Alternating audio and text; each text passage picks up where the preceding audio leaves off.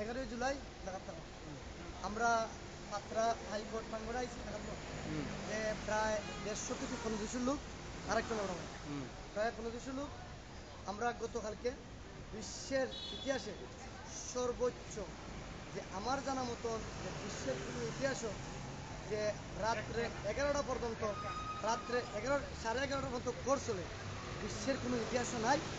এটা গ্রিক সরকার এটা প্রমাণ করছে যে আমরা যে বাংলাদেশের শ্রমিক হিসাবে শ্রমিকের ন্যায্য অধিকার আদায় করতে এই দেশের সরকার আমরা যতটুকু সাহায্য সহযোগিতা করার আমরা শ্রমিক হিসাবে যতটুকু সাহায্য পাওয়ার প্রয়োজন আমরা গ্রিক সরকারের কাছ থেকে সাহায্য পারাম। আজকে আমরা এই যে পাত্রা কোর্টে দৈনিক প্রায় 150 থেকে 1500 লোক আসি। আমরা আসতে প্রায় বাংলার 70 থেকে 75,000 টাকা আমাদের প্রয়োজন। আমরা প্রায় 8 দিন আমরা শ্রমিকের নিজের পক্ষ থেকে এই টাকাগুলা গ্রহণ করি। আমরা যখন অসহায় পড়ি তার সাথে সাথে এথেন্স থেকে একজন বাঙালি জনদরদি যে দায়িত্ব বাংলাদেশ সরকারের পক্ষ থেকে করার কথা ছিল সেই দায়িত্বটুকু একজন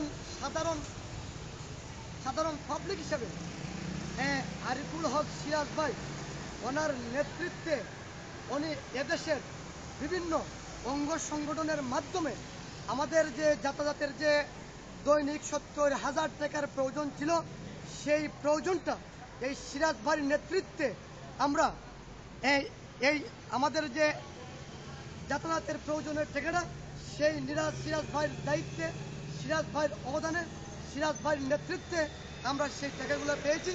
আমরা এখন শ্রমিক যারা রয়েছি আমরা দৈনিক শনি অথবা রবিবার বাদে আমরা সপ্তাহে 5 দিন যে কোর্টে চলে আসি।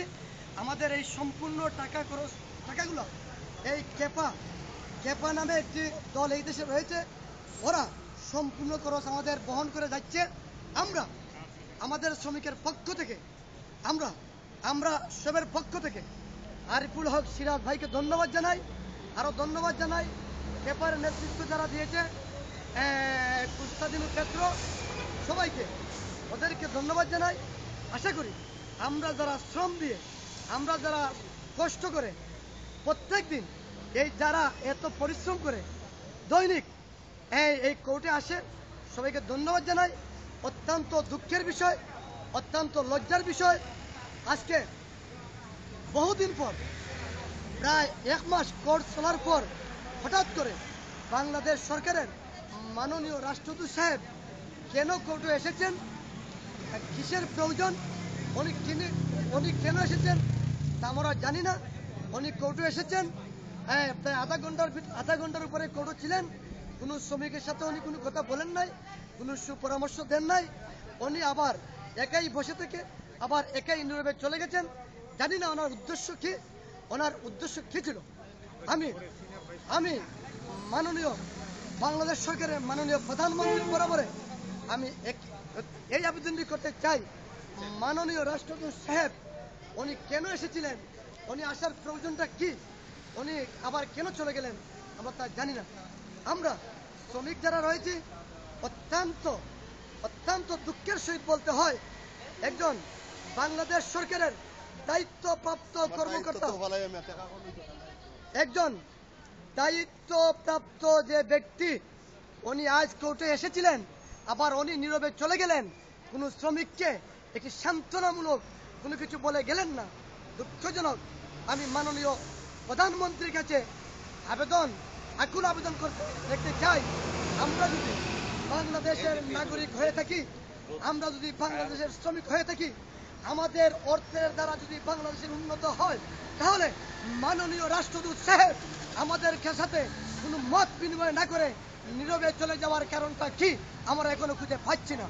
আমি আরো বলতে চাই এই জননেত্রী মাননীয় প্রধানমন্ত্রীকে, মাননীয় পররাষ্ট্রমন্ত্রী মহোদয়কে বলতে চাই, মাননীয় রাষ্ট্রদূত সাহেব আজ কেন এখানে এসেছিলেন আবার কেন নীরবে চলে গেলেন সেটা ভেবে পাচ্ছি না। আমরা এখন আতঙ্কে রয়েছি, উনি কি চেয়েছিলেন, উনি কি চান। আমি সব শ্রমিকের পক্ষ থেকে আমি মাননীয় প্রধানমন্ত্রীকে বলতে চাই, আমাদের এই দুর্দশা, এই দুর্দিনে আপনার ভূমিকা কি? আপনি বাংলাদেশের প্রধানমন্ত্রী হিসেবে আপনি কি আমাদের জন্য একটুও কিছু করার আছে কিনা আপনি নিজেই জানেন। সবাইকে ধন্যবাদ। ইনশাআল্লাহ বাংলাদেশ জিন্দাবাদ।